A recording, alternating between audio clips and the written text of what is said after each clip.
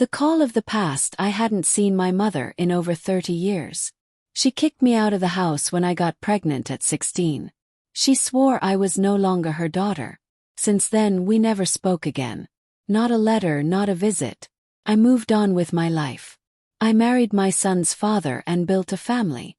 I had 3 more children and a marriage with its ups and downs. Now, at 50, with my grown children living far away and a fresh divorce in my memory, all I wanted was a bit of peace. Until that rainy afternoon, when I received an unexpected call. It was from a social worker from my hometown. Just the name of the place sent chills down my spine. I answered cautiously, and on the other end, a calm but firm voice said, "Mrs. Mariana? Sorry to disturb you. It's about your mother." Froze. I hadn't heard that name in decades. My heart raced. I swallowed hard and replied, "What about her?" "Your mother is hospitalized in critical condition. She suffered a stroke.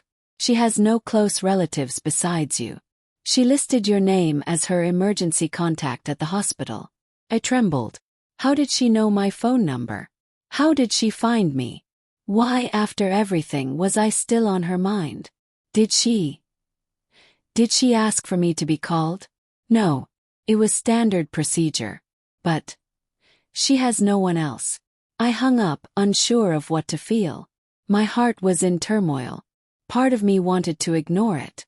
She turned her back on me when I needed her most.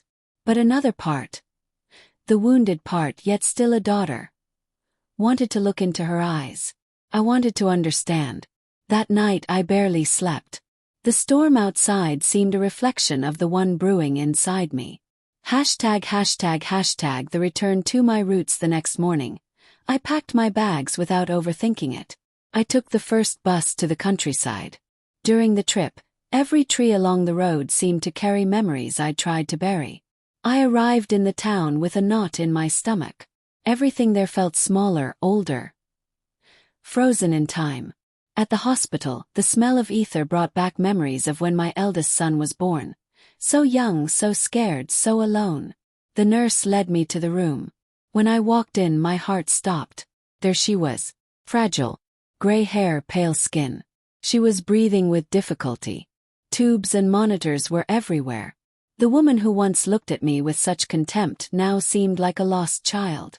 "Mom," I whispered. She opened her eyes with effort. She looked at me.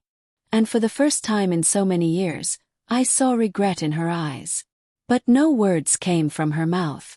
####. The words that never came the following days were confusing. I rented a simple room near the hospital and started visiting her every day. She didn't speak, but she followed me with her eyes. Sometimes she cried. Other times she slept deeply. I read to her. I told her about my children, my work as a seamstress, my granddaughter who was about to be born. It was strange. Like trying to build a bridge over a decades-long abyss. One day, I brought a photo of my eldest son. The one she rejected along with me. I showed it to her.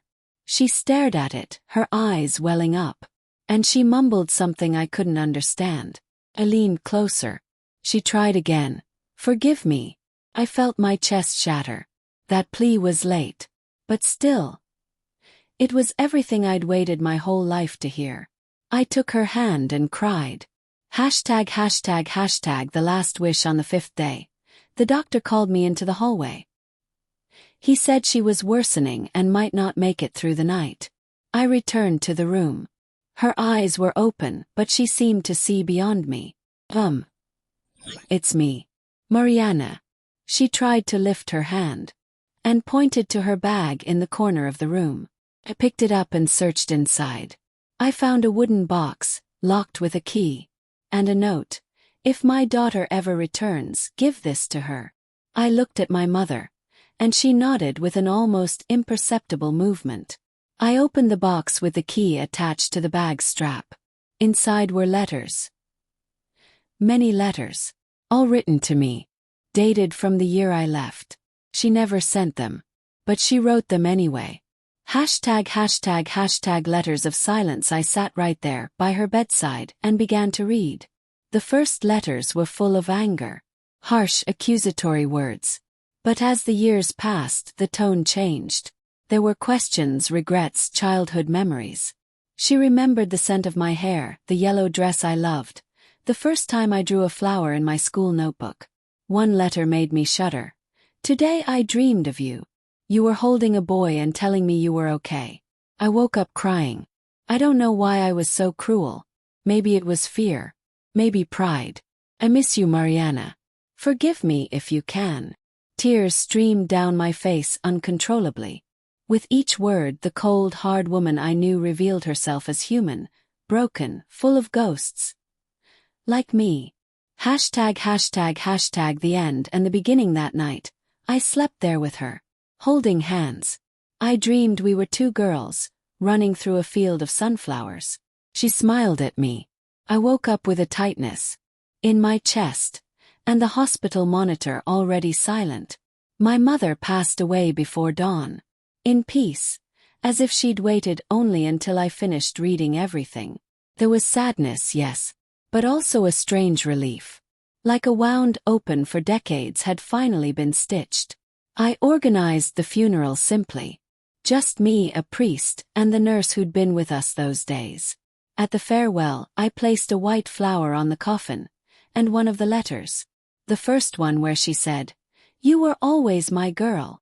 #####. The return home. I returned to the big city days later. I felt like a different person. I carried the box of letters and a lighter weight in my chest. I arrived home to hugs and the smell of food made with love. My eldest son looked at me with attentive eyes. "Are you okay, Mom?" I smiled and caressed his face. "Now I am." That night, I sat at my sewing machine and started making a yellow dress for my future granddaughter. Like the one I wore as a girl. A symbol of a new cycle. Of a love that, though late, still has the power to transform. #####. The chest of the past. Days later, I decided to open an old box my mother had left locked in the hospital closet. The key was with the letters. Inside, I found faded photos, newspaper clippings, and a blue-covered notebook. It was a diary. The pages revealed a frightened young woman, pregnant, pressured by a conservative family that saw my existence as a mistake. I discovered that my mother tried to run away with me when I was a baby, but my grandfather, an authoritarian and cruel man, stopped her. She was admitted to a clinic for emotional instability, and when she returned, I had already been adopted. She spent years trying to find me. And when she finally learned where I was, she lacked the courage to approach. So she started writing. The letters were the only way to reach me without hurting me, or herself again. #####. Rescue and redemption. That night, I read the diary in full. I cried like never before. For the child I was, for the mother I had, and for the woman she tried to be despite everything. For the first time I truly understood her silence. And with that understanding came deep compassion. The next day, I decided to visit the city orphanage. I brought fabrics, toys, and books. I wanted, in some way, to give back to life what it taught me through pain. I started sewing for orphan children, listening to their stories, welcoming them. It was as if my mother was guiding me to do what she never had the chance to. I also began to write.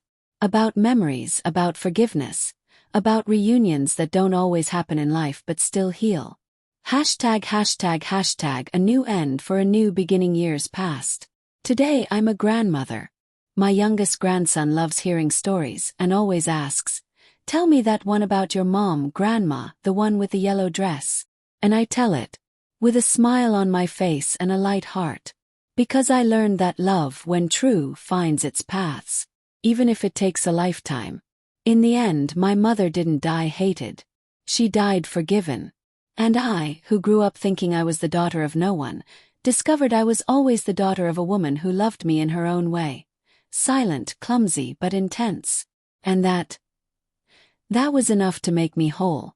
Sometimes we spend our whole lives searching for answers to wounds that never healed.